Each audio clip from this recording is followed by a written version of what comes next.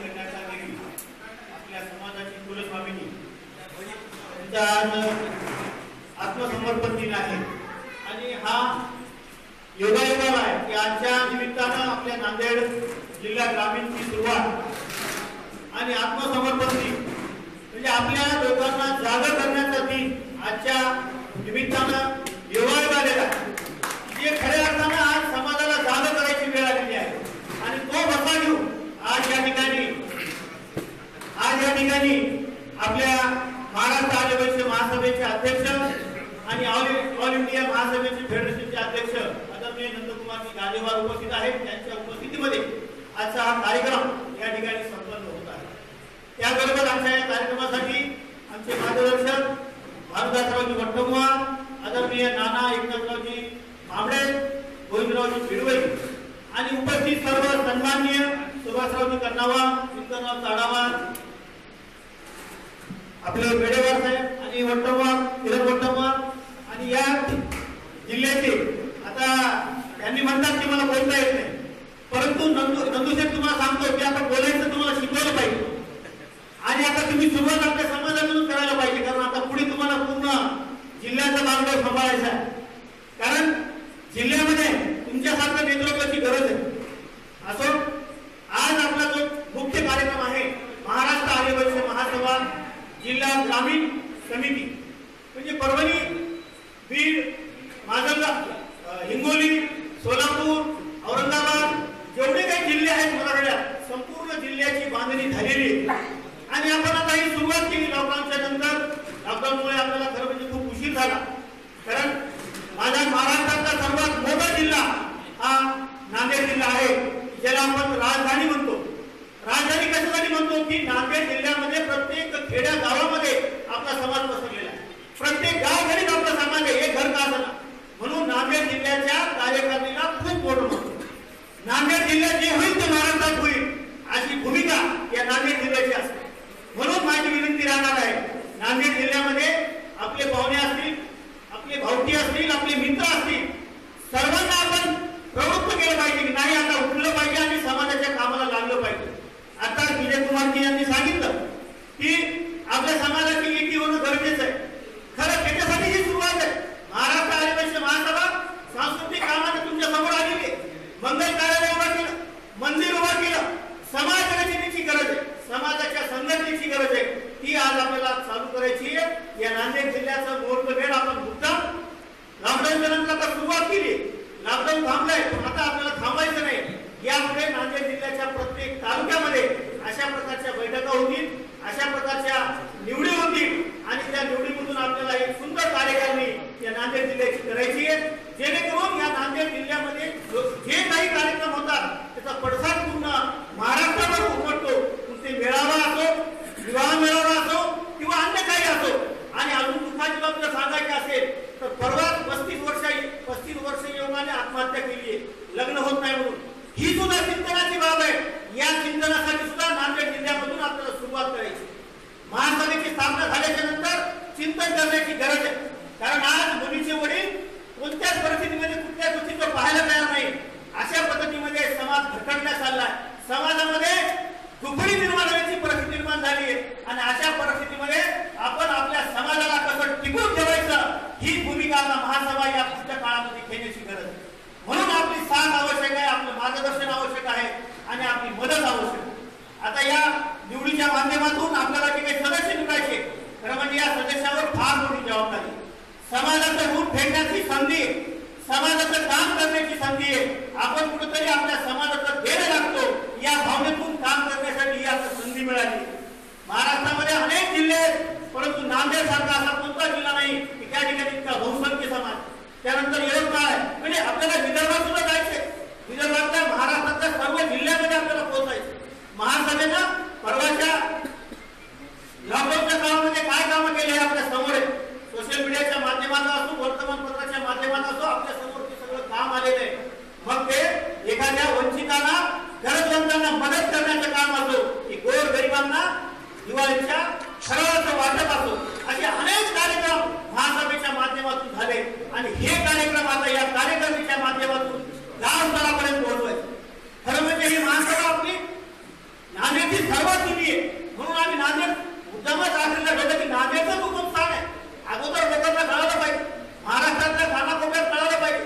त्यामुळे आपण गडचिरोलीपासून मुंबईपर्यंत, नाशिक पासून ते बेंगळूर पर्यंत या सर्व चारही दिशामध्ये महासभेच्या माध्यमातून गोरगरिबांना आणि गरजवंतांना मदत करण्याचं काम महासभेने केलेलं आहे. महासभेच्या माध्यमातून आपल्याला खऱ्या अर्थाने ही संधी मिळणार आहे. म्हणून आजच्या निमित्तानं माझी विनंती राहणार आहे की आपल्या सर्वांच्या संमतीनं ही निवड करायची. आपला तालुका बराच मोठा आहे, कुंडलवाडी मोठं गाव आहे, कासराळी आहे, सगरोली आहे. या गावातल्या लोकांना बी प्रतिनिधी मिळालं पाहिजे. परंतु असं असताना ज्यांना तुम्हाला प्रतिनिधी मिळेल त्यांनी समाजातल्या शेवटच्या घटकाला न्याय कसा देईल हे प्रेम जर मनामध्ये ठेवलं तर खऱ्या अर्थानं आपल्या समाजाचा विकास व्हायला वेळ लागणार नाही. आणि समाजाच्या शेवटच्या घटकाला जोपर्यंत न्याय मिळणार नाही तोपर्यंत आपला समाज संघटित होणार नाही. संघटित होण्यासाठी खरं म्हणजे गोरगरीब तर तयारच असतात, परंतु मोठ्याला वेळ नाही. म्हणून मोठ्याला जागा करायचं आणि गरिबांना सोबत घ्यायचं. अशा माध्यमातून हे समाजाचं काम हा जगन्नाथाचा रथ आपल्याला पुढे न्यायचा आहे. आजच्या निमित्तानं मी एक सुरुवातीलाच खरं म्हणजे सांगायला पाहिजे होतं. आपले विजय कुमार आपले उच्चवाचे आहेत, त्यांच्या वडिलांचं नुकतंच निधन झालं. तर म्हणजे पूर्ण आपल्या सर्वांच्या वतीनं आपण त्यांना शेवटला भावपूर्ण श्रद्धांजली वाहूया. आणि संत असे नंदकुमार सावकार हे आपल्या भागामध्ये होते. रंगनाथ महाराजांच्या नंतर त्यांचं नाव अशा पद्धतीने आपल्या समाजामध्ये येत आहे म्हणजे हे फार मोठी आपल्या भागाची भाग्याची गोष्ट आहे. त्याच्यासाठी सुद्धा आपण येत्या काळामध्ये समाजाला या महापुरुषाचा परिचय करून देण्याची गरज आहे. म्हणून माझी विनंती राहणार आहे आजच्या निमित्तानं या दोन्ही सत्पुरुषांच्या चरणी आपण वंदन करूया आणि वासवी मातेला वंदन करूया की आम्हाला शक्ती दे, बुद्धी दे, येणाऱ्या काळामध्ये समाजाला संघटन करण्याची प्रवृत्ती दे. हीच आजच्या निमित्तानं प्रार्थना करतो आणि थांबतो. जय हिंद, जय महाराष्ट्र, जय वासवी. कोणती कट्ट्यासारख्या एका गावामध्ये एकत्र या. महिन्याभरामध्ये दिवसभरातल्या चांगल्या गोष्टींचा विचार मंथन करा. काय करावं त्याच्यावर विचार मंथन करा. आणि राहिलेल्या थोड्या वेळाचं जे आपल्याला अन्य ठिकाणी जे वेळ घालतो तो वेळ महासभेला घ्या.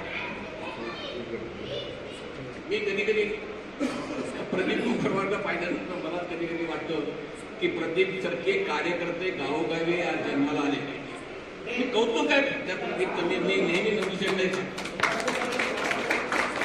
कधी करत नाही विचारणे कायम. मला नेहमी फोन होतं मोठे असं झाले काय करू, असं झालं काय करू, असं झालं काय करू.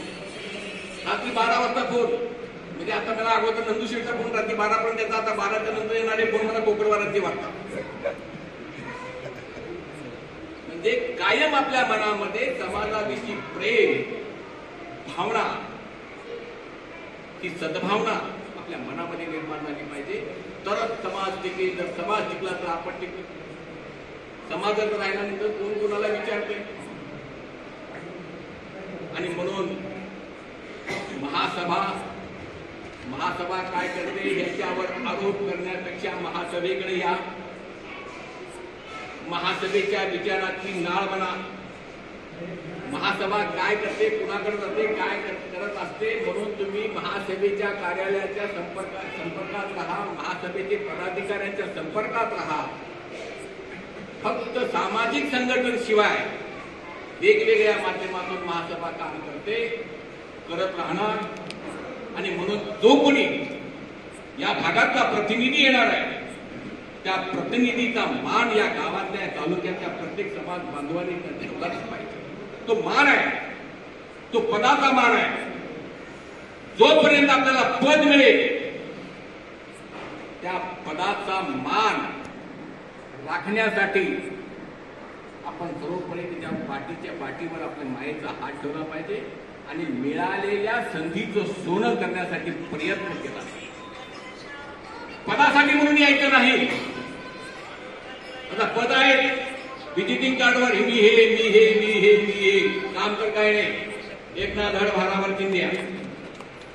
आणि म्हणून जी काही संधी आपल्याला मिळणार आहे त्या संधीचं सोनं करण्यासाठी आपण प्रामाणिकपणे रात्रीचा दिवस केला पाहिजे. तरच कुठेतरी महासभा प्रत्येक गावातील प्रत्येक समाज बांधवापर्यंत पोहोचवण्याचं काम त्या भागातल्या लोकप्रतिनिधींनी केलं पाहिजे.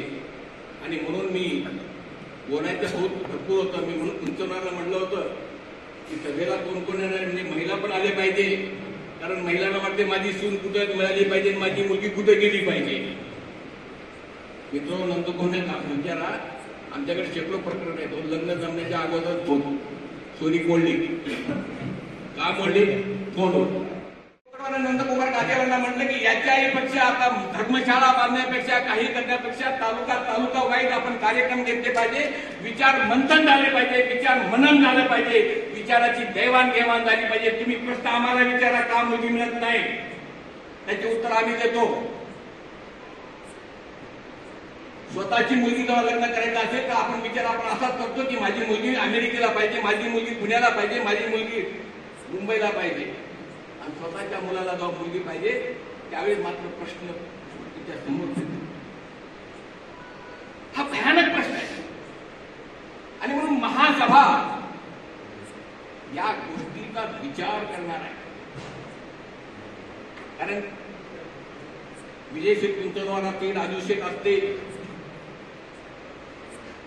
असे प्रत्येक तालुक्यामध्ये कार्यकर्ता, चांगला कार्यकर्ता जर निर्माण झाला, त्याच्या घरामध्ये जाऊन बसेल, सांगेल. मित्र, मी तर सांगेन की आपली मुलगी अशा घरी द्या की तिथं संध्याकाळी शुभम करोती म्हणलं जातं. शुभम करोती तर सोडूनच द्या, संध्याकाळी फक्त टीव्ही लावले की माझ्या नवऱ्याची बायको हे पाहिलं जातं. लहान नातवाला आपण कधी म्हणत नाही की तुझे काका, तुझे आजोबा कोण आहे ते सांगितलं जात नाही. कोणत्या कार्यक्रमाला आपण मुलाला घेऊन जात नाही. अभ्यास करत घरामध्ये नातेवाईकाचं लग्न असेल तर मुलाला घरात डांबून ठेवतात आणि तो अभ्यासच करत आम्ही लग्नाला जातो. आणि तो मुलगा मोठा झाल्यानंतर समाजाशी काही घेणं नसतं. कोण वाशी माता, कोण रंगनाथ महाराज, कोण आदिवासी, कोण की समाज, आणि मग तो मुलगा वाम मार्गाला जातो. आज जी मुलं वाम मार्गाला गेलेली आहेत, ज्याच्यावर संस्कार नसलेली मुलं आज वाम मार्गाला गेले मित्र, हे मी ठासून सांगतो.